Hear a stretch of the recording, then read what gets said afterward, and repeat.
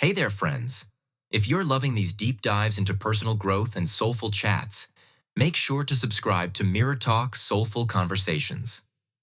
Join us every week for inspiration, reflection, and meaningful conversations that feed your soul. Don't miss out. Hit that subscribe button now.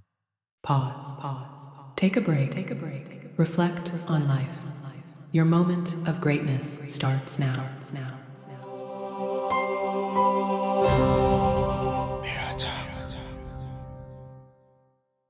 In this conversation, we'll be identifying sabotaging patterns and transmuting struggle into joy. Helping us with this is an empowerment strategist and the creator of the Empowering Minds Network. She's also the director of Invisible Fitness and the best-selling author of Fit to Love. Welcome to the show, JJ. How are you doing? Good. I'm great, Toby. Thanks for having me. Thank you so much for joining me on this episode for Soulful Conversation. I'm looking so much forward to learning so much from you. I mean, yes, especially as an empowerment strategist. Like when I read that word, even pronouncing it right now, I made a mistake, like stumbling upon the words. I'm like, okay, who is it? Who is an empowerment strategist? What does an empowerment strategist do? How do they help me? How can they help us basically in life? Well, similar to therapy or coaching, but different. It's about uncovering the brand that I've created, the empowerment strategist, comes from the idea that we're whole brain people and that we have a right brain and a left brain, and the left brain is linear most of the time and the right brain is creative and emotional, and most of us need something that we don't have, or a balance of those two. But any solutions, any kind of therapies, any kind of point of view for healing emotionally needs both pieces, in my opinion. I think that sometimes coaching or therapy lack like both of those. Like if you're just going in to have someone listen to you and validate you, and you're telling the same story over and over again, you might feel very validated, but you're not empowered because you're probably still telling a story in the victim role of that something bad happened to you. And when we're in that mentality, you can't get out of it. It's not empowering. It makes you feel like you're a victim of circumstance, of people, of your past, of your history. And I don't believe that. I believe that we incarnate to have an experience, and that our souls really make contracts with other souls before we get here. And so some of the things that we experience, we've chosen to experience, and not, and even like the bad, especially the bad stuff, because it helps to grow us. It helps us to expand. I mean, over the past 30 to 50 years, our consciousness has expanded tremendously. I mean, we are talking differently. We focus on different things than we ever have before. And in order for that expansion to happen, we have to have something like contrasting or negative to grow us into. It's like a caterpillar becoming the butterfly isn't an easy process. It's a struggle. The Yes, yes. caterpillar, is gooey. It has to literally transform into a butterfly. And so our transformation story often is uncomfortable. Mm. But I believe that we could take the lessons, take life and treat it a little bit more purposefully versus as a victim of circumstance, or that something bad is happening, or repeating a pattern of our ancestors or our history or our parents. I think we get a clean slate to decide how we want to grow and be. And so that's for me, understanding that it's all about how we feel. We are always searching for a feeling like a relief or love or purpose or joy. So our feelings to me are the most important thing ever, because it is the reason why you choose what you choose. And at the same time, most people don't have any kind of plan or understanding of how to get there or why they're not there. And so you do need a bit of the analytical piece, because it's like if you go to the doctor and the doctor's going to say, you say, I don't know what's wrong with me. The doctor's going to run a bunch of tests. They're going to look under the hood of the car. Your car starts to make noises. You're going to open the hood and look underneath the hood. Yeah. You have to see what's going on to understand what might be needing attention. I'm not going to say broken, because I don't think any of us are broken, but to see what's been changed and what needs attention. So we have to go underneath the hood, but that requires, again, a bit of that analytical piece of understanding the parts and pieces and how we're made up and how it works, so we know what to address. And so that's sort of how I would say empowerment strategist is more focused on empowering you quickly to understand that you're the creator of your own reality and that you can choose differently. You can interpret your past and your stories and your pain differently. which ultimately will make you feel better because you'll understand that you have choice versus saying, "Oh, it's so bad what happened to you. That's terrible." And then now you're a victim and you're being controlled by outside circumstances. So I'm not a fan of that sort of methodology. And a lot of people that have come through to work with me who've been in therapy for a long time, who weren't happy with it, they didn't feel like they were getting anywhere. Felt like, wow, like this really helped me propel forward in my life. And so that's sort of the difference of what an empowerment strategist would do. Yeah, I mean, just hearing that you're the author of your own story, you're the author of your own life, sounds empowering. It puts you in charge, or it makes you like the co-pilot of your life, yeah, the co-captain of your ship. Yeah, that sounds so awesome. And I'd like us to go under the carpet. I'd like us to maybe throw off the carpet and look down beneath and find out some of the emotional blocks to success in our health, business, and life. Like from your own personal experience and with the experiences that you've had with a lot of your clients, like, you have a lot of people who you work with. What has been like the common emotional blocks in their lives? Well, those are your core wounds. Your emotional blocks are your core wounds, and we all have them, but most people don't know what they are. Don't know what a core wound is and don't know what their specific core wounds are. There's two parts of that question. Your core wounds are your beliefs that were formulated when you were like 0 to 7.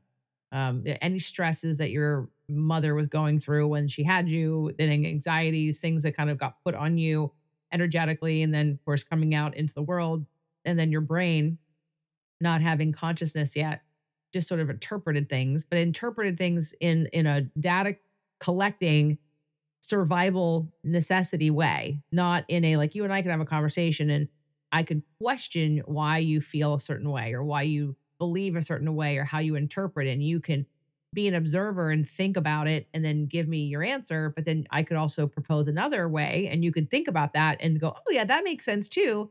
And then we can kind of switch that belief. But when you're, 1, 2, 3, 4, 5, 6, 7, you don't have that capability. Your brain just records to survive. Yeah. So if you're crying in the next room and your parents are really slow to come attend to you, then your brain might record that you've been abandoned or that you're not valuable or that you're not important. So these are the belief systems that get embedded in our subconscious very early on, and most of us don't know what they are. 88% of your brain is subconscious, while 12% is your conscious brain. So when you're even in talk therapy and you're only dealing with like what you're dealing with right now, it's only the 12%, but it's the 88% down here, these wounds that were these beliefs that are all wounds because they're based on survival and they're based on not getting a need met. So once you can identify what your core wounds are, then there's ways to figure out what to do about it and how to change it, how to heal it. And everyone has them. I don't care what perfect childhood you had. Everybody has them. You have them. Your parents had them. Your grandparents had them. You can't get out of it. It's just sort of what happens because, again, we don't have the ability at that time our brain isn't at that stage to say, okay, because it's still developing, to understand that there are multiple ways to interpret something. Yeah, I was about to ask actually that, okay, how do I know if I have any core wounds? When you said everyone has it, basically. Oh, you have them. I promise you have them. We all have them. So, okay, now that I accept that we all have core wounds, how can we then go about healing these core wounds? What can we do to get... Well, it's not, that is a longer answer or not longer answer. That is where you're going to need some help with it. Unless you're a proactive, super analysis, sort of healing, psychology, you understand behavioral psychology and sort of all the things layered in that. The original exercise that I used came out of the Imago therapy workbook of Getting the Love That You Want from Harville Hendricks. But that's just a starting point. And he doesn't even, like, Imago therapy doesn't even use it how I use it. I used it when I was in therapy with my ex-husband to help heal my relationship and to try to save my marriage. And when I got in there and I did the exercise, it changed my life. Forget him. Like, I was looking at my sheet and I thought there was a habit that I had with him that I would do. And he would say to me, that thing that you do, it doesn't work. So I don't know why you keep doing it. And Toby would literally say, yeah, I know. I totally get it. I can see that it doesn't work. I understand intellectually that it doesn't work, but for some reason I kept doing it. And then when I saw the core wound exercise and it got to the place where you could kind of see your patterns, I saw that it dated back to, when I was like 10. I was like, oh my God. And that awareness and understanding helped me to stop doing it immediately. But that's how I process emotion. Not everyone processes like me. I know a lot of my clients in the past, when I was a personal trainer, they'd have breakthroughs, emotional breakthroughs. They'd cry. They'd have this big aha, and they would literally continue to do the same behavior over and over again. And I was like, and to me, that was crazy because I'm the opposite. If I understand it, like if I see it, I can't unsee it. Like it is, I get it, and it will change me. But for some people, that's not enough. And so over the last couple of years, I've been developing a couple programs. One's called Rewiring Your Core Wound Patterns, because I understand people learn differently and they need different things. But how you rewire your core wound patterns is first you got to understand what they are. That's first step. And then you have to see how we each individually keep that belief alive. So I'll just give you an example. I'll give you an example in the way of relationships and then money. So if a person has a core wound of made to feel guilty or devalued, well, I guess we can use devalued for both. And that's one of my core wounds is devalued. So if I feel devalued by my parents or caregivers, I probably don't have a really high bar for my love relationships. Like I'm sure someone has to come in and do like and I would say my parents treated me lovingly. I was very valued. I wasn't understood. So maybe there should be a core wound called misunderstood or not really seen or heard. That would be more because they definitely valued me. I was definitely paid attention to, but they didn't understand me. So to have someone come on and understand me just a little bit meant, oh my God, like this is amazing, right? Yes. But a little bit is not enough necessarily. So I then, and my relationship was perfect the way that it was. There was nothing wrong with it. It was exactly where I needed to be. He was a soulmate, a soul contract, absolutely. But I was able to accept less, if you will. Like I didn't have high expectations of, or because I actually thought nobody would understand me. I'm like, oh, this person at least understands me better than anyone else does. That's great. I didn't value myself enough to shoot higher to say, I wonder if there's someone who would understand me even more or could connect with me on certain levels even more. And when it comes to money, if you're an entrepreneur, podcaster, author, speaker, whatever, you run a business and you have a core wound of devalued, you probably overgive and you probably undercharge because you want people to like you. So there's a performing for love that happens. And so when you understand these wounds, then you can see how to apply them differently in your life and why maybe, you struggle with money or you struggle with growing your business or you struggle in relationships or you find that your people that you date maybe don't respect you as much as you would like them to. But these are because we're the beacon, like we're the cell tower. We're the ones that emanate an energy that people respond to. So it starts with us. And in order for you to change any core wound, you have to change it within yourself first. So if you feel devalued, the likelihood is you also devalue yourself. There's ways that you don't show yourself your own worth, that you don't treat yourself with respect. And that's what we start with to uncover. And then there's other things to do because when you create neuroplasticity in the brain, it means you have to stretch into something uncomfortable. And most people willingly do not do that. Most people will not want to be uncomfortable ever. So I do not believe that most people will do this work by themselves. So, I mean, then we need your help, right? As an empowerment strategist to help us, go through that process of healing. Yeah. Well, I mean, a good coach will stretch a person. A good therapist will stretch a person. But sometimes if you don't understand what you're stretching and why, maybe there's less reason to do it. It's like when I learned feng shui, so I'm not the neatest person. I'm not dirty. I'm just not like, I'm comfortable with piles. Like if you saw my desk, like I've got some piles. The rest of my house is neat, but like when it comes, I'm out of sight, out of mind kind of person. So if I want to deal with something, I can't file it away. I'll forget about it. I need to have it out so it's looking at me, so I'll deal with it. That's how I operate.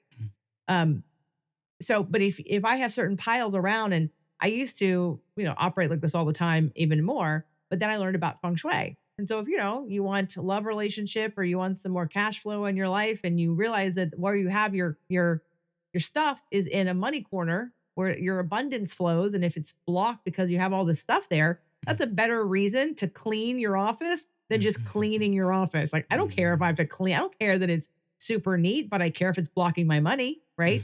So I think when you learn why the wounds are important and why and what the habits are doing to you, there has to be a larger commitment to the why. And so for me, I like to provide the clarity because then it also helps people to not feel crazy, to not feel broken, to feel not alone when they can go back and see that other people have similar things and how long this has gone on. And oh my God, now I see it. It makes sense. I feel so much better. I feel validated that I understand why I do this versus I'm broken, I'm not good enough, all the things that we tell ourselves when we don't understand. Yeah.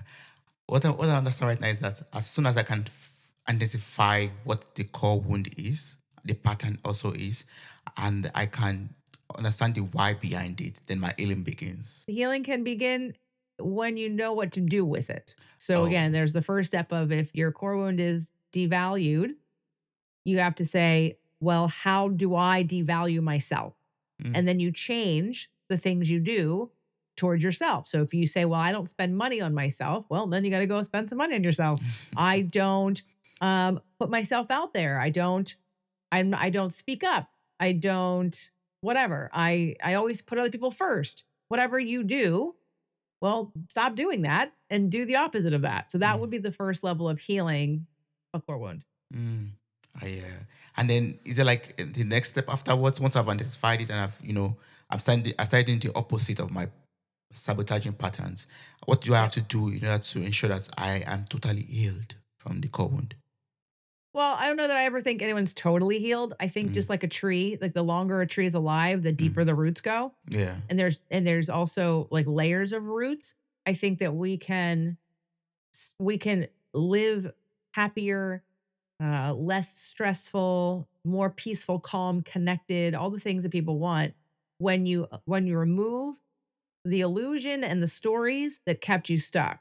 But sometimes, because we're constantly evolving and growing, I think I have a client that said she's the happiest she's ever been in her entire life. She's been doing a lot of work, but after going through the program, like just the understanding, just the awareness of it makes us feel like we understand, and then we have compassion for ourselves. So I think it gets easier. And I have a quote that I created years ago after sort of watching some, what I'm going to say, not great therapy, because I don't think a lot of therapy is that great, quite honestly, but because I would see that a therapist would tell a person to, like, if they said, oh, well, I'm an overeater.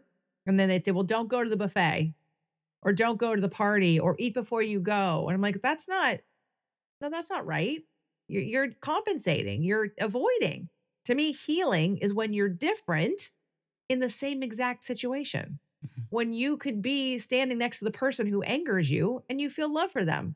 Because otherwise, we're a victim of circumstance. We're running away from situations because we're afraid we're going to get triggered. The trigger lives inside of us. We have to change what's inside of us so we feel better and different in the same exact situation. Yeah. Yes. I like that so much. I'm going to apply that to my life, basically. Well, that's how you know if your healing is working. Yeah. If whatever you're doing is working, did you respond differently? Did you feel differently? Did it react? Did you react differently? And if you didn't, what you're doing isn't working. And that requires some level of self-awareness and being able to track your progress also. Like if I were in this situation 10 years ago, how would I have reacted? Is it the same way I'm reacting right now? And am I better off the way I'm reacting right now? Yeah. Yeah. So I have a friend, JJ, and this friend he has some very sabotaging patterns. Like I don't go to details, just an example, but he does not realize it that this is a sabotaging pattern. It's affecting his wealth and his health also, and relationships basically too. How can I, as a friend, as a close friend, help to take that friend off the sabotaging pattern, even though it fails to realize it? Be a good example. You can't really help someone who's not. So I made up another phrase, another quote during COVID, and it goes like this. If they're not asking, they're not listening. So if he's not asking for help, he doesn't want help. You can say, would you like some help? And he may say yes. And then in that case, you could offer it and see if it lands. But most people who aren't asking aren't ready to hear what they probably need to hear to make some changes. Yeah. You have to be ready. You have to be curious, but they may not know what they don't know. So you can be you can offer it and you can say, I have some things that I've used that are really good for me. And that's how I started using law of attraction and teaching my clients, because I was using it and I was changing and I wanted to share it with them. And sometimes they listened and sometimes they didn't. But but I at least was a good example, and they could see through my own living and manifestation of what I was teaching that I knew what I was talking about. So yeah, I would definitely not try to rescue people who aren't asking for help, but you always can say, I have something, like when they're in a griping, venting, problem, and they're complaining about whatever is going on with them, you might be able to say, I hear you. That sounds terrible. And, I'm wondering, did you want me just to listen as you vent, or are you looking for a solution to change this? Mm. And I then if suppose. they say, yeah, and then that way they can say, oh, I'm just venting. And you go, okay, cool. And then you just let it go. Yeah. And then you plant the seed, and then maybe later they'll be like, but you know what? I don't know. Maybe you could help me. What are you thinking about when you said that? And then they'll be open. But energetically, you can't come rescue somebody who's not willing to hear, because vibrationally in law of attraction, the solution is a higher frequency than the problem. And when someone's in problem mentality, they can't hear the solution. So you have to sort of wait until they've vented or complained and are at a place where they are yearning for and ready for something better.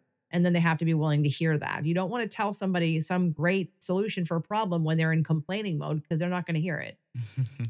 Amen to that. Yeah, that's true. But sometimes when you feel very close to someone and you love that person so much, you feel like, I really have to rescue you. I have to do all this, all I can do so you can have a better life. And if the person is not asking, then it's gonna be like a struggle or a fight at the end of the day, and you end up not doing anything or end up destroying the relationship itself. Yeah. But you can ask, you can say, you can acknowledge and honor your own feelings, and say, I see that you're struggling, and I'm sad. Like, I'm very sad for you that you're struggling. And I'm just wondering if there's anything I can do to help, or if you're looking for any help at all. And if you're not, that's fine. I'll just listen. But you can honor your own feelings and let them know that you viewing them as sad, and but without making them defensive. Sometimes people try to help other people and rescue them, and they use the word should. So everyone who's listening, please stop using the word should, because when you say you should, what you're really saying is, you don't have a choice, and I know better than you. And even though you may know better than the person, if they're not asking, they're not listening, and they're going to get defensive, and they're going to say, don't tell me what to do, because it's going to be a power struggle. So if you just want to help somebody, no matter who they are, you can ask if they're interested in help and if they're open to hearing something. But I would also recognize that if you're ever trying to help somebody when they're in their lowest place and they're in a complaining, kind of angry state or whatever, depressing state, they might not be ready. But you can plant the seed by asking and say, let me know. I'm here for you. I'm happy to help. I have some ideas, actually. But let me know when you're ready, and I'd be happy to share them with you. Yeah. Thanks so much for that advice. Yeah. So, now from this conversation, I've learned that everyone has core wounds. And this leads also to some sabotaging patterns that we have in our lives. And now I'm on the path of identifying them, finding out the why behind them, and trying to, heal from them, like doing the opposite of those patterns so I can get a different results, so I can be a different person in the same situation that could have triggered me in a different way. If I continue on this path, will I be able to unlock my brilliance? Will I be able to end up living the life of my dreams? Sure. Why not? I am. So, I created my stuff. But I look at it like this. You're here on this planet living right now. You have life and you have choice, and every day is a new choice, and every day is a new story. And you get to decide if you're the hero of your own story, or if you're, if you're not even like the hero or heroine of your own story, then hello, what are you doing? Like, if you're like a side player in this big life game, I would take your power back. You whether you believe in it, reincarnation, or this is your only life, regardless, in this physical body, you have one life. So you're going to get to the end of it and look back, and I don't have any regrets.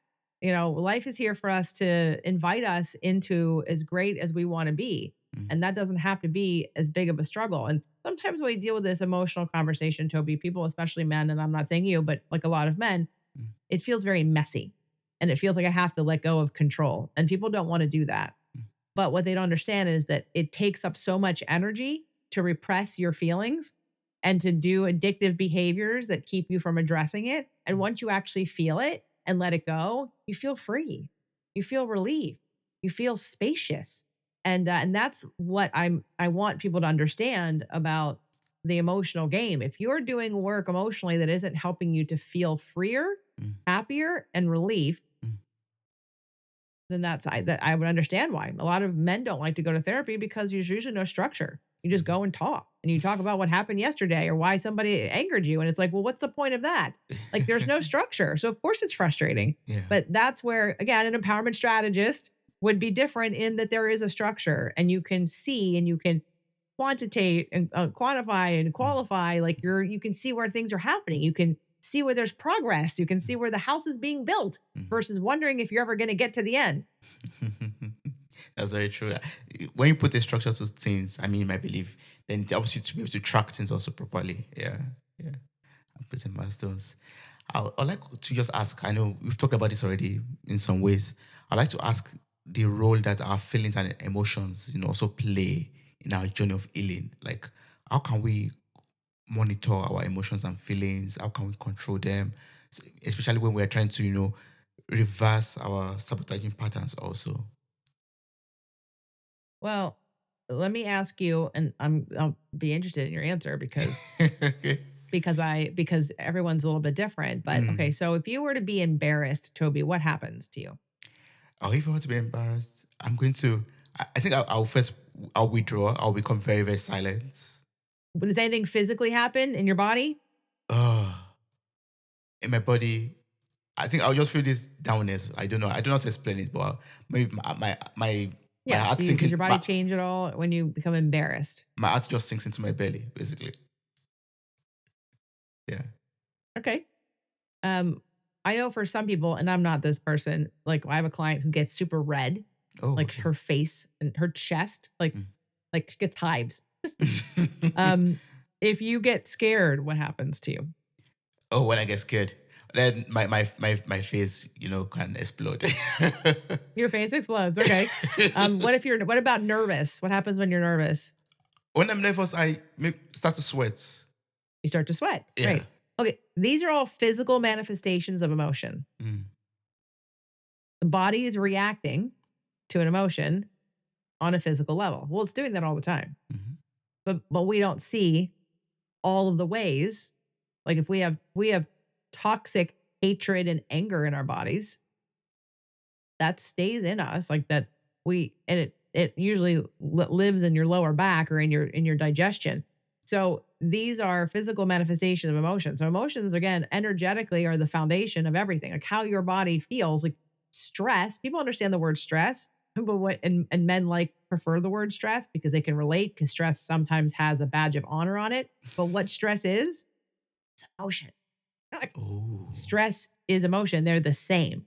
So if you understand that the body responds better, it heals itself when it's not stressed, when it feels good, and you can't heal if your body is all tied in knots. So that's not a parasympathetic state where the body actually can heal. So the body is where your subconscious lives. There's, in fact, I have a couple books. One's called Messages from the Body. Your body's symptoms are messengers about your emotional state. So if you've got like an upset stomach or your digestion is off, it probably means you're nervous or scared about something and that you're not really taking in life very well. A lot of cancers have different, like breast cancer and is different cancer than colon cancer and different than uterine cancer. Like they all have different emotional roots. And yeah, so there's that energetic underneath that actually creates, like the visible creates the invisible. We're all energy anyway, but a thought has to be like something has to be a thought before it's a thing. So again, it's the precursor to the manifestation is the emotion in physical form. And then again, there's the idea that everything's energy anyway. So the energy piece is sort of important to understand. So if you're trying to heal and you're trying to heal in a stressful, so I don't know if you're familiar, there's a book written by Dr. Kelly Turner called Radical Remission. And Dr. Kelly researched and studied many years ago 1,500 patients who had terminal diseases, mostly cancer, but terminal illness, and recovered and outlived their diagnosis and lived for many years past that. And she studied the things that they did. And in 1,500 people, she identified 10 things that they all did. And of those 10 things, 7 of them, 7, are mental, emotional, and spiritual. Ooh, yeah. So we have to work within us first so that the outward or the physical body can also be healthy. Yeah. Yeah. The spiritual controls the physical, the invisible controls the visible. Yep. Yeah. Oh yeah. I mean, JJ, I've learned so much from you in this conversation. I mean, I could go on and on and on and on. We knock over fitness, we knock over all other things, but I felt like this conversation, I wanted to focus on this core wounds that we carry about our lives.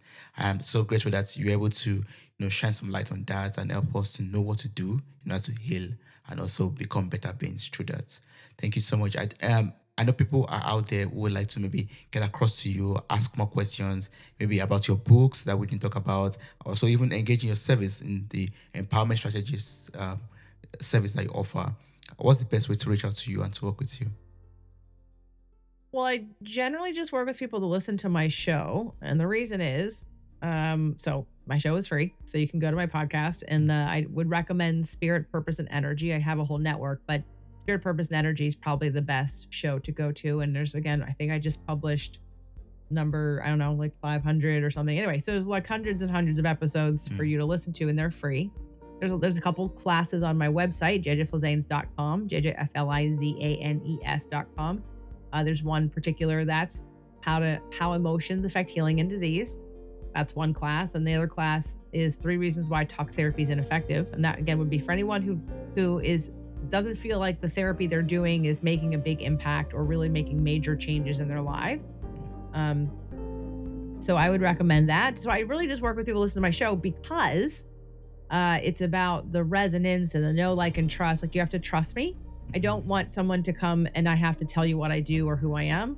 I want you to be able to, and by the way, I will tell you that there are many people who've listened to my podcast over the years that end up writing to me and telling me how my show has changed their life completely.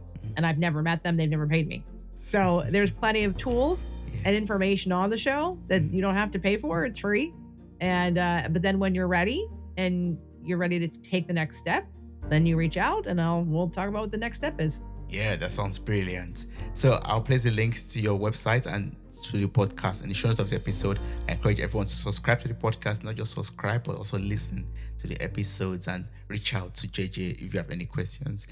This has been very, very blessing to me. I really appreciate speaking with you and having this conversation with you. Thank you so much. Thank you for having me, Toby. It was great. Thank you. Wow, you made it to the very end of this episode. Thank you so much for listening. I'm grateful for your time, your love, and your contributions. Subscribe, like, review, and share this podcast. God bless you. Bye. Bye.